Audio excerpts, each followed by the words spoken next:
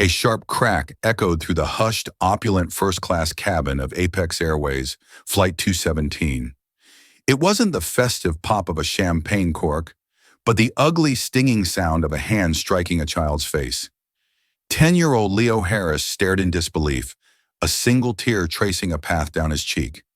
The imprint of a hand already blooming red. The flight attendant, a woman named Karen Miller, stood over him, her face a mask of cold fury over a spilled glass of orange juice. What she didn't know was that Leo's father, sitting in seat 1A, was about to make a single phone call. And in the 10 minutes it took for the ground crew to refuel the plane, he would unleash a financial storm so catastrophic it would bring the entire airline to its knees. The journey had begun as a dream. For 10-year-old Leo Harris, the Apex Airways first-class lounge at JFK was a wonderland. Everything was sleek chrome and muted lighting, the leather chairs whispering promises of comfort. He ran his small fingers over the cool marble of the countertop, mesmerized by the silent ballet of business travelers and wealthy vacationers. His father, David Harris, watched him with a gentle smile, his eyes crinkling at the corners. David was a man who moved with a quiet, unassuming confidence that was far more potent than overt displays of wealth. Dressed in a simple but impeccably tailored gray cashmere sweater and dark trousers, he didn't look like a titan of industry. He looked like a dad who happened to be the founder and CEO of Ethelred Capital, a private equity firm so powerful it could alter the economic trajectory of entire nations with a few keystrokes. But to Leo, he was just dad, the man who taught him how to code, who read him chapters of The Hobbit every night, and who was now taking him to London to celebrate his grandparents' 50th wedding anniversary. "See anything you like, buddy?" David asked, ruffling Leo's hair. Leo's eyes were wide. "They have a machine that makes tiny pancakes." "Tiny ones, Dad?" David chuckled. "Well, don't let them get away." As Leo excitedly navigated the breakfast bar, David took a seat and pulled out his phone. Not for work, but to text his parents. "The Eagle is in the nest, preparing for transatlantic flight. Estimated arrival on schedule." His mother replied instantly with a string of heart emojis. Since his wife, Sarah, had passed away 3 years ago, these trips to see his parents had become a sacred ritual, a way of keeping Leo enveloped in the warmth of family. It was then that they first encountered Karen Miller. She was the senior flight attendant for their flight, her uniform starched to an almost weaponized crispness, her blonde hair pulled back in a severe bun. She strode through the lounge with an air of proprietary ownership, her gaze sweeping over the passengers. When her eyes landed on Leo, a black child meticulously choosing a small pastry, her lips thinned into a barely perceptible line of disapproval.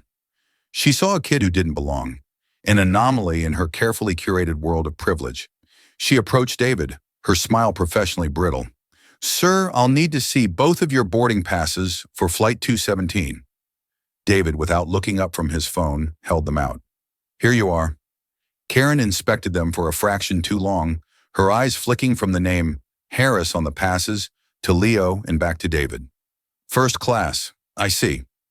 The implication was clear, a tiny, poisonous dart of insinuation.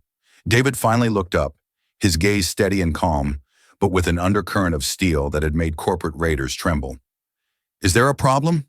"No," she said, handing the passes back. "Just ensuring all our first-class passengers are accounted for. We'll be boarding shortly." She turned and walked away, leaving a chill in her wake. David sighed, a flicker of weariness crossing his face. It was a look Leo had seen before, a subtle tension that appeared whenever someone questioned their presence in a space like this. He pushed it aside, determined not to let it sour their trip. "Got the pancakes?" he asked as Leo returned, a plate piled high. "And a croissant." Leo beamed, his innocence a shield against the woman's coldness. Soon they were boarding the massive Airbus A350. Their seats, or rather, private suites, 1A and 1B, were at the very front of the plane. Leo pressed his face against the window, watching the ground crew move like ants below. He was buzzing with an excitement that was infectious. "Dad, can I get some orange juice before we take off?" he asked once they were settled.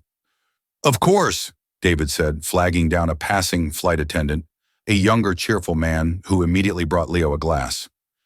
Leo took a grateful sip, his eyes scanning the complex array of buttons on his seat's control panel.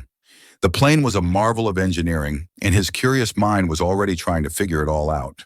He leaned over to show his dad a diagram in the in-flight magazine, and in that small, innocent movement, his elbow nudged the glass. It tipped, a bright orange cascade spilling across the pristine white linen of the tray table and onto the plush beige carpet. "Oh no," Leo gasped, his face crumpling in dismay. "Dad, I'm so sorry." "Hey, it's okay, buddy. It's just a spill," David said reassuringly, immediately grabbing a napkin to sop up the mess. "Accidents happen." But it was too late. From the galley, Karen Miller had seen the whole thing. And to her, it wasn't an accident. It was a confirmation of her prejudice. She marched toward them, her face a thundercloud of indignation. This was the moment she had been waiting for. "What is the meaning of this?" Karen's voice cut through the quiet cabin like a shard of glass. It wasn't a question, it was an accusation. David looked up from the spill, his hand still holding the soaked napkin. "My son had a small accident with his juice. I was just cleaning it up." Karen ignored him, her eyes boring into Leo, who shrank back in his seat. "A small accident? This is a first-class cabin, not a playground. This carpet is Italian wool. That stain will never come out." Leo's lower lip began to tremble.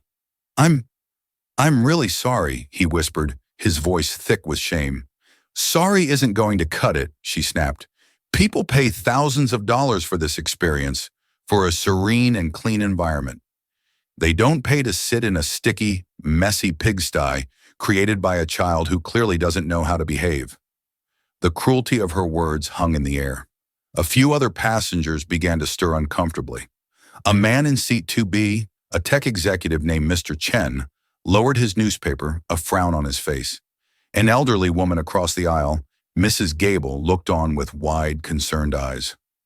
David stood up slowly, his 6'2" frame creating a protective barrier between the flight attendant and his son. His voice, when he spoke, was dangerously quiet. "That's enough. It was an accident. You're upsetting my son. Please get a cloth, and we will handle it." Karen saw his calm demeanor not as a warning, but as a challenge to her authority. Her face flushed with anger. "Don't you tell me how to do my job. I knew from the moment I saw you in the lounge that you would be trouble. You people are all the same." The thinly veiled racism was now a gaping wound. Mr. Chen audibly gasped. David's eyes turned to ice. "What did you just say?" But Karen was too far gone, lost in her own narrative of righteous indignation. She pointed a finger at Leo. "He did this on purpose. I saw him. He was fiddling with the controls, flailing around. He needs to learn a lesson about respect and consequences." And then she did the unthinkable. She leaned over, her hand a blur, and slapped Leo across the face. Crack. The sound was sharp, definitive, and utterly sickening. It silenced everything. The gentle hum of the ventilation, the distant clatter from the galley, the rustle of newspapers. All of it vanished, replaced by a profound, ringing silence. Leo let out a small, choked sob. He didn't scream or cry loudly. He just sat there, frozen in his seat, his small hand rising to touch his cheek where the red imprint of her fingers was already starting to appear. A single perfect tear rolled down his face, a testament to a hurt that was far deeper than the physical sting. For a long second, David Harris didn't move. He simply stared. It was as if the world had stopped on its axis, and his entire universe had contracted to that one horrifying moment. The sound, the red mark, the tear on his son's cheek, the love of his life, the only thing he had left of his wife, violated. The icy calm in his demeanor shattered, but not into rage. It crystallized into something far colder, far more terrifying, absolute, diamond-hard certainty.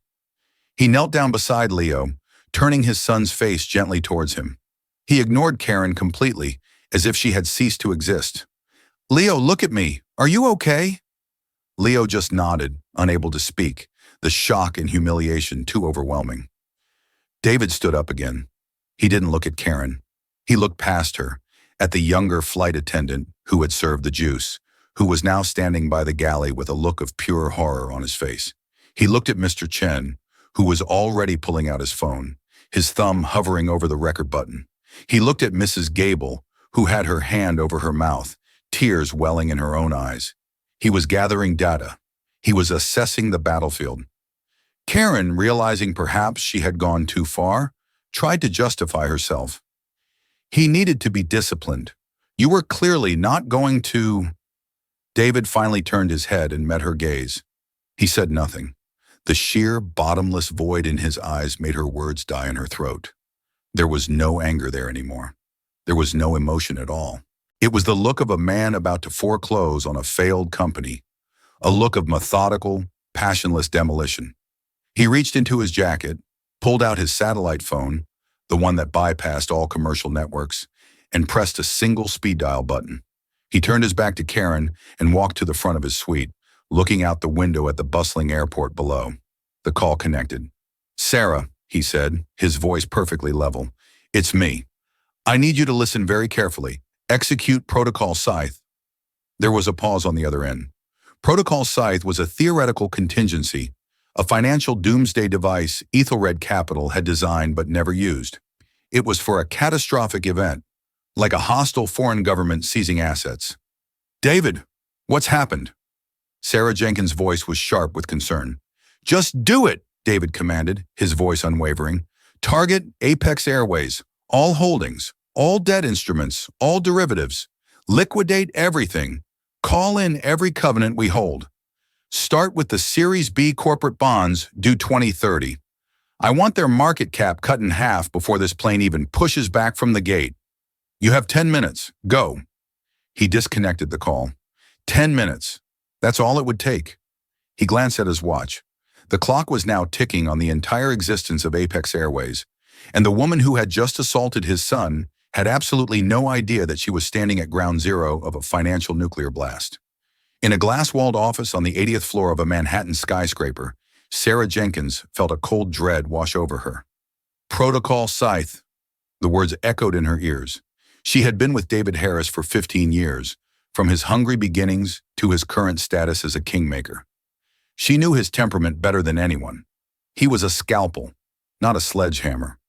For him to authorize Scythe, something unspeakable must have happened, but there was no time for questions. David's orders were absolute.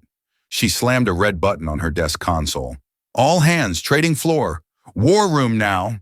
Lock down all external comms. This is not a drill." Within 60 seconds, her top 12 traders and analysts were assembled in the firm's state-of-the-art command center. A massive screen flickered to life, displaying a complex web of Ethelred's holdings. "Target is Apex Airways," Sarah announced, her voice ringing with authority. "We are executing Protocol Scythe. Full liquidation. I want every share of Apex stock we hold, all 45 million of them, dumped on the market. But don't do it in one block. I want it algorithmically sliced to trigger every stop loss on the way down. Create a panic." A young trader, barely out of MIT, looked up, his face pale. "Sarah, that's a 7% stake in the company. It'll crash the stock by 30–40%. We'll lose hundreds of millions." "I don't care about our losses," Sarah shot back, her eyes blazing. "David's orders. This isn't about profit. This is about leverage. Mark, get on the line with the consortium that holds the airline's Series B bonds. We are the majority holder.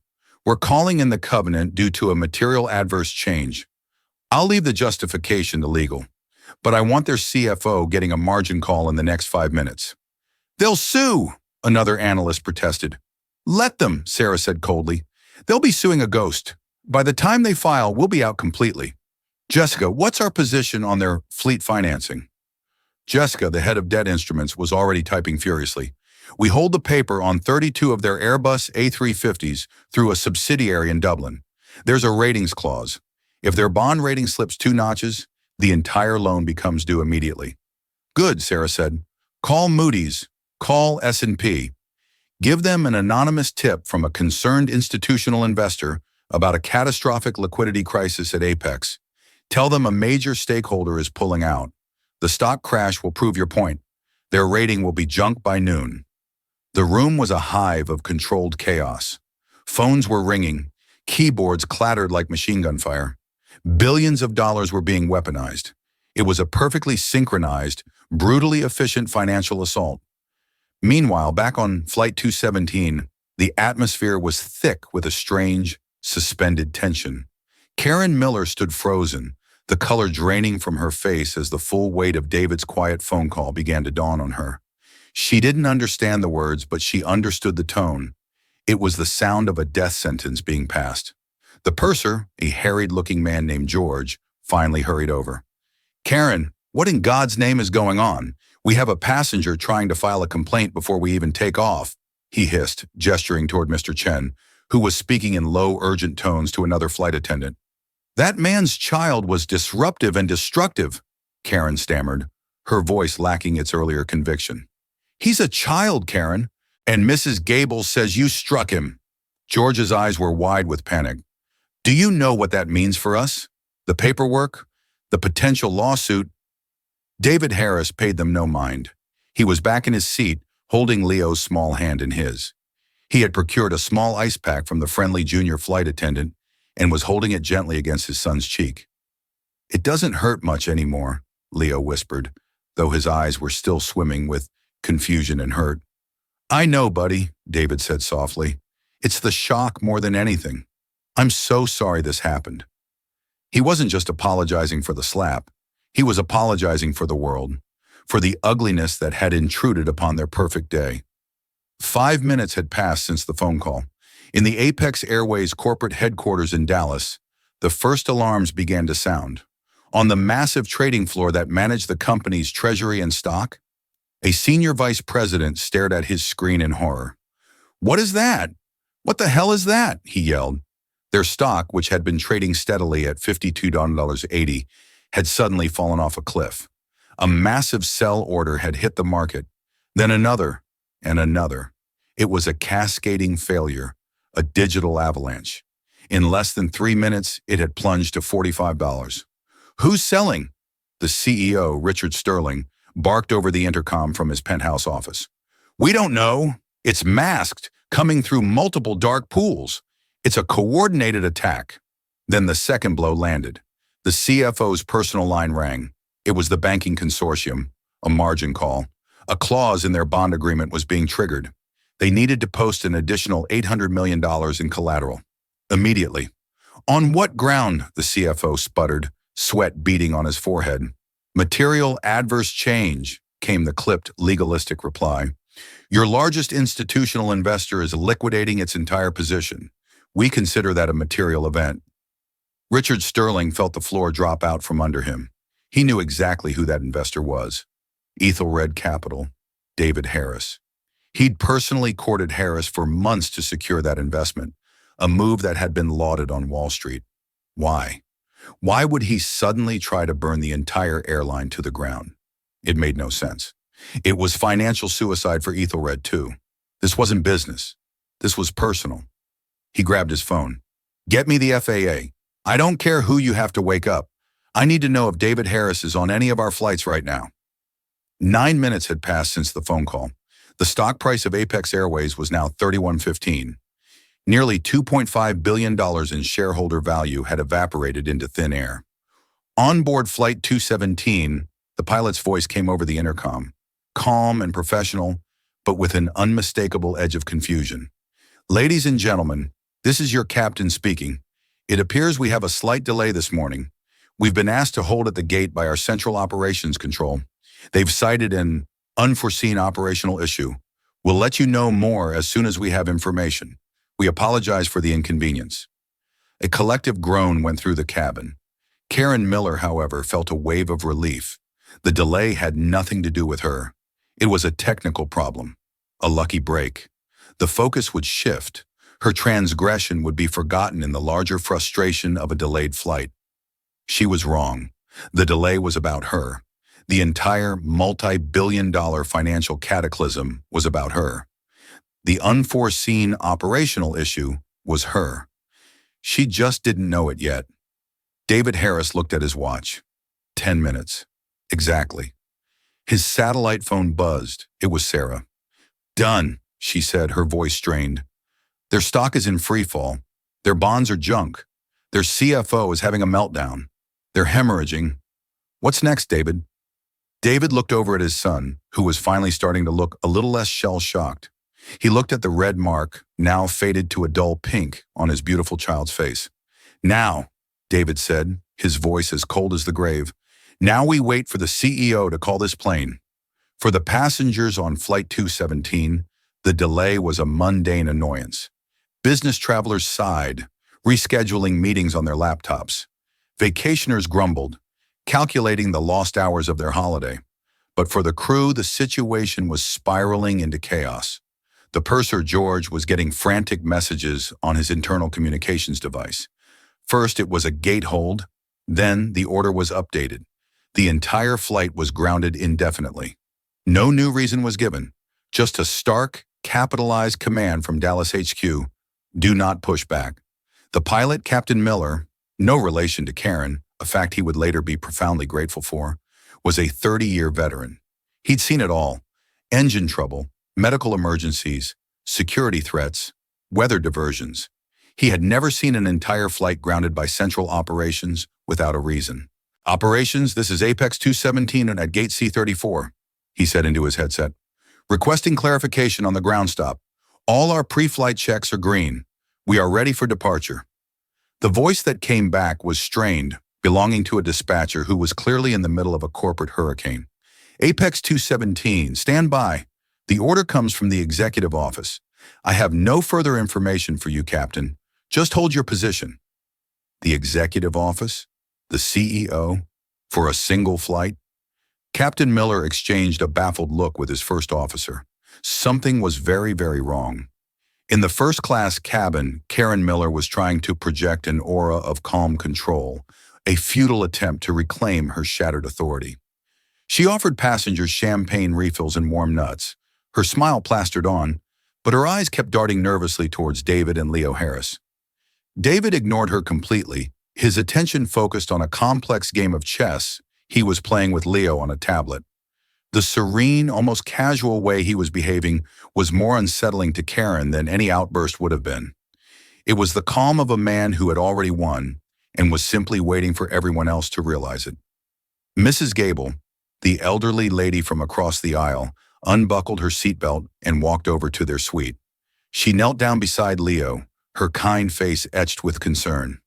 "Sweetheart," she said softly, her voice trembling slightly, "I saw what that woman did. It was a terrible, awful thing, and I want you to know that it wasn't your fault. Not one bit." Leo looked up, surprised by the kindness.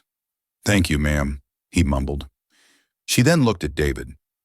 "I've already spoken to another flight attendant and given my name as a witness. If you need anything at all, my name is Eleanor Gable. I'll write down my number." "Thank you, Eleanor," David said, his expression softening for the first time. "That means a great deal to us." This small act of solidarity seemed to break a dam. Mr. Chen, the executive, came over next. "I have a video of the immediate aftermath," he said quietly, showing David his phone. "Her yelling at your son, the mark on his face. My company has a fleet contract with Apex worth $10 million a year. Consider it canceled as of this morning. I've already emailed my board. This is unacceptable." Karen watched this unfold, a knot of pure panic tightening in her stomach. Her world was contracting. The passengers were turning against her. The purser was avoiding her. She felt a desperate need to reassert herself. She approached George near the galley. "This is getting ridiculous," she said, forcing a dismissive tone. "This delay is making everyone tense. That man is probably riling them up, telling them lies about what happened." George just stared at her. "Lies? Karen, half the cabin saw you. What did you think was going to happen? He was an unruly child from a—" She stopped herself, but the implication hung in the air. "From a disruptive family. I exercised my authority as senior crew to maintain order." "You assaulted a minor, Karen," George said, his voice low and furious. "That's what you did. And I get the feeling you have no idea who you just did it to." At that exact moment, a special chime, one rarely heard on a commercial flight, echoed through the cockpit. It signaled an incoming satellite call patched directly from the CEO's office. Captain Miller answered it immediately. "This is the captain." "Captain, this is Richard Sterling," the voice on the other end said, tight with unimaginable stress. "Listen to me very carefully. Is there a passenger on your manifest by the name of David Harris?" "Yes, sir," the captain replied, his heart starting to pound. "He's in seat 1A. There was a pained groan from the other end. Okay. I need to know, has there been any incident involving Mr. Harris or his son?" The captain, who had been sealed in the cockpit during the boarding drama, was in the dark. "An incident, sir? Not that I've been made aware of. Let me check with my purser." He patched George into the call. "George, the CEO is on the line. He's asking about an incident with the passenger in 1A, Mr. Harris." George's blood ran cold. "Yes, Captain," he said, his voice shaking. "There was a major incident. The senior flight attendant, Karen Miller, struck Mr. Harris's 10-year-old son." A long, deathly silence filled the line from Dallas. For a moment, Captain Miller thought they'd been disconnected. When Richard Sterling finally spoke, his voice was a ragged whisper, the sound of a man watching his empire burn. "Oh, God. Oh, no. It all makes sense now." He took a deep breath, trying to regain some semblance of control. "Captain, I am giving you a direct order. I want you to personally escort flight attendant Karen Miller off my airplane. Have airport security meet her at the jet bridge. Her employment with Apex Airways is terminated, effective immediately. Do you understand?" "Yes, sir." "Absolutely," the captain said, snapping to attention. "Then I need you to give your phone to Mr. Harris. Tell him Richard Sterling, the CEO of Apex Airways, needs to speak with him. Tell him I am begging." The captain put down the receiver and looked at his first officer. "You are not going to believe this." He unbuckled and walked out of the cockpit, his face a grim, determined mask. He strode through the galley, past a stunned George, and straight up to where Karen was pretending to organize coffee pods. "Ms. Miller," he said, his voice leaving no room for argument. "Come with me, now." "Captain, what is it?" she asked, trying to sound innocent. "You are to collect your personal belongings. You are being removed from this flight." Karen's jaw dropped. "Removed? On what authority? I am the senior crew on this flight." "On the authority of the CEO of this airline," the captain said, his voice cold. "You are also terminated. Security is waiting for you at the gate. Let's go."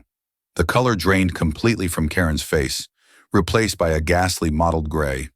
Terminated? Security? This couldn't be happening. It was just a spoiled brat in a spilled juice. As the captain led the now trembling Karen towards the front of the plane, a ripple of quiet satisfaction went through the first-class cabin. Mrs. Gable gave a small, firm nod. Mr. Chen lowered his paper and watched with grim approval. The captain paused at David Harris's seat. Karen was forced to stand there, humiliated, as he spoke to the man she had dismissed and insulted. "Mr. Harris," the captain said with the utmost respect, "I am Captain Miller. I cannot begin to apologize for what has transpired on my aircraft today. The person responsible is being removed and her employment terminated. Sir, the CEO of our airline, Mr. Richard Sterling, is on my line. He would very much like to speak with you." He held out his official cockpit phone. David Harris looked from the phone to the captain, and then, for the first time since the incident, he looked directly at Karen Miller. Her face was a mask of disbelief and dawning terror. He took the phone. "This is David Harris," he said, his voice as calm and collected as it had been when he ordered the financial execution of the man on the other end of the line. The game of chess was over. It was time for the checkmate. The silence in Richard Sterling's cavernous Dallas office was broken only by the frantic ticking of a grandfather clock and his own ragged breathing. On the wall of screens in front of him, a sea of red numbers told a story of utter devastation. His company's stock symbol, APX, was flashing with a value of $28.50, a catastrophic drop of nearly 50%. An emergency alert from Moody's blinked in the corner, announcing a credit rating downgrade so severe it would trigger default clauses on half their fleet. In the space of 20 minutes, Apex Airways had gone from a thriving industry leader to the brink of bankruptcy, and the man holding the detonator was on the other end of this phone call. "Mr. Harris," Sterling began, his voice hoarse. "David, this is Richard Sterling. First and most importantly, from the very bottom of my heart, I am sorry. I have just been made aware of the despicable and unforgivable actions of a member of my staff towards your son. There are no words to express how horrified I am." David was silent for a moment, letting the CEO's desperate words hang in the air. "Words are easy, Mr. Sterling," he finally replied, his tone chillingly devoid of emotion. "Your stock price, however, tells a more honest story. It tells of a culture where an employee feels empowered to assault a child in front of 20 witnesses, believing there will be no consequences. I swear to you, David, this is not our culture," Sterling pleaded, pacing frantically. "This was a rogue employee, a hateful individual who has been dealt with. She has been fired. She will never work in this industry again. I will see to it personally." "You fired her because your stock is collapsing," David countered flatly. "Not because she slapped my son. Had my name been John Smith, an accountant from Ohio, she would have received a written warning, and my son would have been given a voucher for a free cookie. We both know that. The only thing you are sorry for is that you didn't know who you were dealing with." The truth of the statement hit Sterling like a physical blow. He slumped into his leather chair, defeated. "You're right," he admitted, his voice barely a whisper. "You are absolutely right. So what can I do? What can I do to make this right? Not for my company, for your son, for Leo." Hearing his son's name on this man's lips sent a fresh wave of cold fury through David, but he kept his voice steady. "What you can do, Richard, is understand the scope of the problem. This wasn't about a spilled drink. It was about a woman who saw my black son in first class and decided he didn't belong. It was about a prejudice so ingrained that her first instinct was violence, not assistance. Firing her is like putting a Band-Aid on a cancerous tumor. It stops the bleeding in one spot, but the sickness remains." Leo, who had been listening quietly, tugged on his father's sleeve.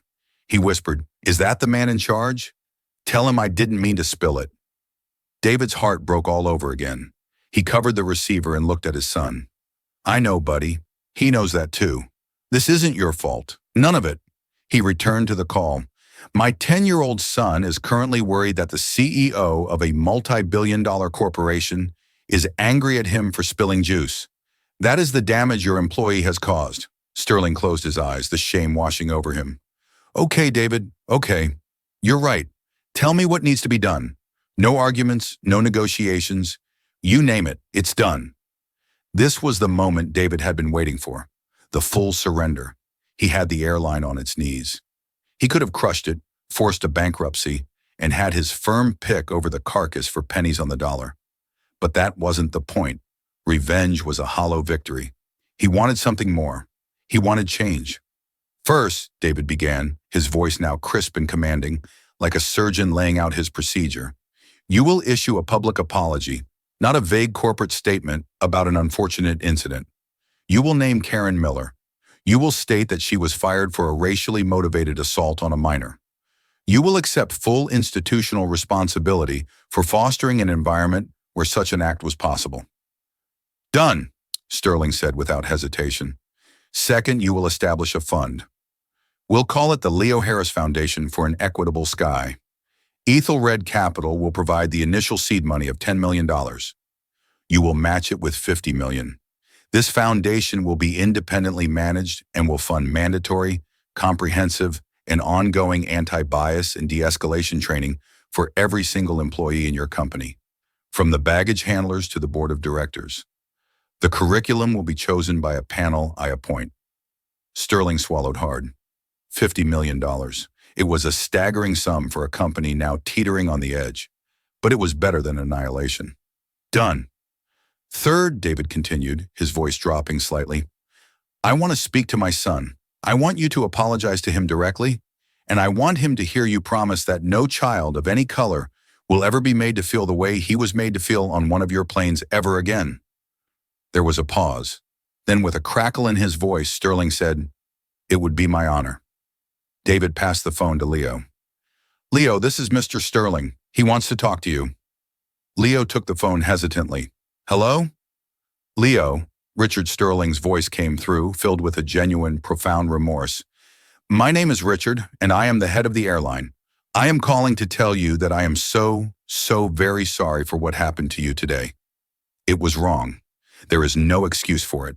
You did absolutely nothing wrong, and what our flight attendant did was a terrible thing. I promise you, Leo, I will spend every day making sure our airline is a safe place for everyone. Can you forgive me?" Leo listened, his brow furrowed. He looked at his dad, who gave him a reassuring nod. "It's okay," Leo said softly into the phone. "My dad says accidents happen." The simple, uncorrupted innocence of the reply finally broke Richard Sterling. The CEO of Apex Airways, a man of iron will and ruthless business acumen, began to quietly weep in his office, brought low not by the financial ruin, but by the grace of a 10-year-old boy. David took the phone back. "Is there anything else, Richard?" "Just one thing," Sterling said, composing himself. "Your sell-off.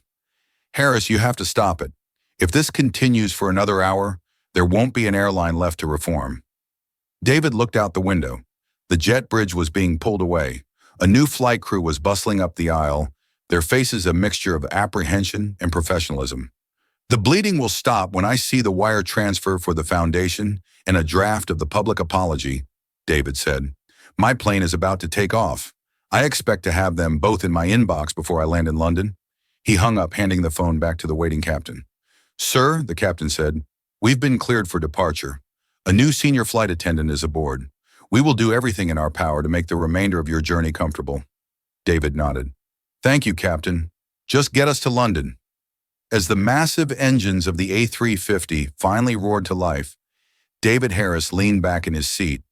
Phase 1 was complete. The airline was crippled, humbled, and ready to be remade. But for the woman who had caused it all, the true consequences had only just begun. For Karen Miller, the walk from the aircraft to the terminal was a blur of shame and disbelief. Escorted by 2 stoic Port Authority officers, she was a spectacle of disgrace. The eyes of the other passengers at the gate followed her, their faces a mixture of pity and contempt. The whispers were like 1,000 tiny cuts. Her airline ID was confiscated, her access badge was deactivated. A grim-faced HR manager met her in a small, windowless room and handed her a cardboard box containing the contents of her locker. In 15 minutes, a 22-year career with Apex Airways was terminated, not with a gold watch and a pension, but with a security escort to the curb. She sat on a bench outside JFK, the roar of departing jets mocking her. The cardboard box sat at her feet. Fired. The word was unreal. She had been a model employee, meticulous, professional, respected. Or so she had told herself. She had seniority. She had power. How had it all unraveled over a spoiled, entitled brat and a splash of juice? Her phone buzzed. It was a text from a former colleague. "Karen, turn on the news. Any channel." Confused, she pulled up a news app on her phone. The headline made her stomach clench. Apex Airways, stock in historic freefall amid rumors of corporate raid. She read the article, her eyes widening in horror. Billions wiped out. Credit rating slashed. Bankruptcy fears. It couldn't be a coincidence. The timing, the man in 1A, his quiet, cold phone call. A new alert popped up. It was a press release from Apex Airways. Her photo, her official company headshot, was at the top. Apex Airways terminates employee for racially motivated assault. The text below was brutal and uncompromising. It named her. It detailed her appalling and inexcusable physical and verbal assault on a minor. It made no excuses. It announced the formation of a $60 million foundation to combat systemic bias. It was a corporate immolation, and she was the effigy being burned to appease an angry God. Her phone began to ring. It was her sister. She answered, expecting sympathy. "Karen, what have you done?" her sister sobbed. "It's everywhere, your picture. They're calling you Karen in the air on social media. People are posting our address. There are reporters outside Mom's house." The world she knew was dissolving in real time. She frantically opened social media. Her name was the #1 trending topic worldwide. The short video Mr. Chen had taken was now viral, viewed millions of times. It showed her standing over a crying Leo, her face contorted in a mask of rage. The comments were a torrent of pure hatred. "Monster! Hope she never works again. This is what privilege looks like." Then came the doxing. Her address, her phone number, her employment history, details about her family, all thrown out into the digital ether for the mob to feast upon. Her life was no longer her own. It was a public spectacle of scorn. In the days that followed, her situation worsened. The FAA formally revoked her flight license, citing conduct unbecoming of a certified flight attendant, creating a clear danger to passengers. The New York District Attorney's Office announced they were opening an investigation into child abuse and assault charges, prompted by a formal complaint filed by Ethelred Capital's legal team. She couldn't find a lawyer willing to take her case. The ones who even returned her calls hung up after hearing the name David Harris. She was radioactive. The most painful blow came a week later. She had been the primary caregiver for her elderly mother, who suffered from a rare respiratory illness. The health insurance that came with her Apex job was top tier, the only thing that made her mother's expensive treatments affordable. With her termination, that insurance was gone. She received a letter from the medical facility. Without coverage, they could no longer provide the specialized care her mother needed. Desperate, she tried to find another job, but her name was now infamous. No airline would touch her. Even a local coffee shop turned her away after the manager recognized her from the news. She was a pariah. One rainy afternoon, as she was packing her apartment, preparing to move in with her sister because she could no longer afford the rent, she saw a news report on TV. It was about the Leo Harris Foundation for an Equitable Sky. It showed David Harris and a slightly shy but smiling Leo at a press conference, announcing the foundation's first initiative, a partnership with child psychologists to develop new training protocols for all airline staff on how to interact with children and families of diverse backgrounds. David spoke at the podium, his voice calm and resolute. "This isn't about punishment," he said. "It's about progress. It's about ensuring that the sky is a place of welcome and safety for every single passenger, regardless of their age, race, or background. We cannot erase the hurt of the past, but we can, and we must, build a better future." Watching him, Karen was finally forced to confront the truth. In her mind, she had been the victim, a hard-working woman unfairly punished. But seeing the quiet dignity of David Harris and the shy bravery of his son, she finally understood. She had not been a victim. She had been the aggressor. Her prejudice, a poison she had let fester for years, had led her to lash out at a child. She had slapped a 10-year-old boy, and in doing so, she hadn't just ruined her own life. She had shown the world the ugly sickness that still lurked beneath the polished veneer of society. David Harris hadn't just frozen an airline to avenge his son. He had held up a mirror to the world, and Karen Miller was the horrifying face staring back. The karma wasn't the lost job or the public shame. The true karma was this moment of agonizing clarity, the realization that she, and she alone, was the author of her own destruction. As the flight to London soared above the Atlantic, a new sense of normalcy settled in the first-class cabin. The replacement crew was impeccably attentive, yet they gave David and Leo a wide berth, treating them with a mixture of reverence and caution. Leo, resilient as children are, eventually fell asleep, his head resting on his father's arm, the trauma of the morning temporarily forgotten in his dreams. David, however, did not sleep. He watched his son, a fierce, protective love welling in his chest. He had wielded his immense power like a weapon, and the result had been swift and decisive. But he knew the true battle was just beginning. It was one thing to tear something down. It was another thing entirely to build it back up, better than before. Upon landing at Heathrow, a black car was waiting for them on the tarmac, arranged personally by Richard Sterling. They bypassed customs and were whisked away to their hotel. In his suite, David found 2 emails waiting. The first was a wire transfer confirmation for $50 million. The second was the draft of the public apology, even stronger and more self-incriminating than he had demanded. Sterling was holding up his end of the bargain. David made another call to Sarah Jenkins. "Sarah, the pressure comes off. Slowly. Let them breathe. Buy back 1/3 of the shares we dumped, but do it at the bottom. We'll donate the profits to the foundation. Convert the debt we hold into a long-term, low-interest loan contingent on them meeting the foundation's training benchmarks for the next 5 years." "You're saving them?" Sarah asked, surprised. "I'm putting them on probation," David corrected. "A bankrupt airline helps no one. A reformed one, one that becomes the industry standard for inclusivity and respect. That has value. The story of Flight 217 became a business school case study overnight. Apex Airways, under the harsh glare of public scrutiny and the tight leash of Ethelred Capital, began a painful but necessary transformation. Richard Sterling, humbled and changed by the experience, became a zealous advocate for the new training programs. He fired 6 senior vice presidents who resisted the changes, sending a clear message that the old culture was dead. The Leo Harris Foundation became a powerful force for good. Guided by David and a board of civil rights leaders, childhood development experts, and former airline executives, it didn't just create training modules. It created a new philosophy of customer service rooted in empathy. The Equitable Sky program was so successful that within 2 years, other airlines, including Apex's main competitors, were licensing it, willing to pay millions to implement the training that had been born from their rivals' near-death experience. The lives of the witnesses were also changed. Mr. Chen's public cancellation of his company's contract with Apex sent shockwaves through the corporate travel world, prompting dozens of other companies to review their own travel partners' social responsibility policies. He and David became business associates and eventually friends.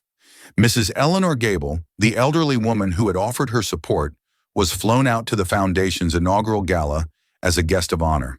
She became a beloved public figure, a grandmother for decency, speaking to news outlets about the simple power of standing up and doing the right thing. The impact even reached the junior flight attendant who had served the juice. He had been terrified he would lose his job in the fallout.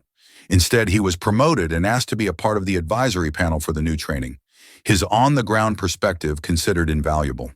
He became a symbol of the new Apex Airways, young, empathetic, and committed to a better way. David ensured that Leo was shielded from the media circus. They went to his grandparents' anniversary party in the English countryside, and for a week they were just a family, celebrating love and life. Leo's emotional recovery was paramount. They talked about what happened, not as a scary, traumatic event, but as a moment where a wrong was made right. David explained that the power he used wasn't just about money, it was about responsibility. People who have a loud voice, buddy, he told Leo, have a duty to speak up for those who can't be heard. One evening, months later, Leo was doing his homework when he looked up at his dad. "Dad," he asked, "that lady, the one who was mean, is she okay?" The question caught David off guard. He thought of Karen Miller, a woman broken by her own prejudice, her life dismantled. He felt a sliver of something that wasn't pity, but a profound sadness for the waste of it all. "I don't know, Leo," he answered honestly. "She made a very bad choice, and she's dealing with the consequences. The most important thing we can hope for is that she understands why what she did was wrong, and that she learns from it." He realized then that the ultimate goal wasn't Karen's destruction, but her understanding. The true victory wasn't in her suffering, but in the world that was being rebuilt, a world where, hopefully, fewer and fewer people would ever make the same choice she did. The ripples of that single ugly slap were still spreading, but now, thanks to a father's unwavering love and a child's unexpected grace, they were washing away the ugliness and leaving behind a cleaner, better shore. 2 years passed. The world, for the most part, moved on. Apex Airways, rebranded as Apex Air, was now a model of inclusive customer service. Its transformation a celebrated industry success. The Leo Harris Foundation had become a powerful force for change, and Leo himself, now 12, was a happy, thriving boy. The incident was a distant memory, a scar that had faded into a lesson. One afternoon, a letter arrived for David. It was handwritten with no return address, postmarked from a small town in Ohio. It was from Karen Miller. She wrote not to ask for forgiveness, which she knew she hadn't earned, but to express a profound, agonizing remorse. She explained that after losing everything, her career, her home, her pride, she had hit rock bottom. In that despair, she had been forced to confront the ugly prejudice she had harbored for so long. She wrote of the shame she felt and how she finally understood the depth of the pain she had caused. "You could have simply destroyed me and walked away," she wrote. "Instead, you built something better from the wreckage I created. I am deeply sorry for hurting your son. I hope he is happy." David felt no triumph, only a quiet, somber sense of closure. The final account had been settled, not in a boardroom, but in the human heart. He found Leo in the living room, sketching in a notebook. "It's from the flight attendant," David said simply, placing the letter on the table. Leo looked up, his expression serious. His first question was the same one he had asked 2 years prior. "Is she okay?" David looked at his son, this incredible, empathetic boy who was the center of his universe. He thought of Karen's letter, a testament to a painful but necessary transformation. "Yes, Leo," David said, a genuine smile finally reaching his eyes. "I think she's going to be." In that moment, he knew the true victory wasn't the 10-minute financial storm that froze an airline, but the slow 2-year thaw that had allowed a frozen heart to finally find its way toward the light. The story of Leo Harris and Apex Airways is a stark reminder that in our interconnected world, a single action can have consequences that ripple out in ways we can barely imagine. It's a tale about more than just a flight attendant's terrible decision. It's about the silent prejudices that still exist and the immense power of taking a stand against them. David Harris didn't just seek revenge, he demanded accountability, enforced systemic change, turning a moment of personal pain into a catalyst for widespread progress. This story shows that true strength isn't just about the power to destroy, but the wisdom and vision to rebuild. If you were moved by Leo's story and believe in the power of accountability, please hit that like button to show your support. Share this video with someone who needs to hear it, and subscribe to our channel for more real-life stories that matter. And now we want to hear from you. What part of this story resonated with you the most? Let us know in the comments below.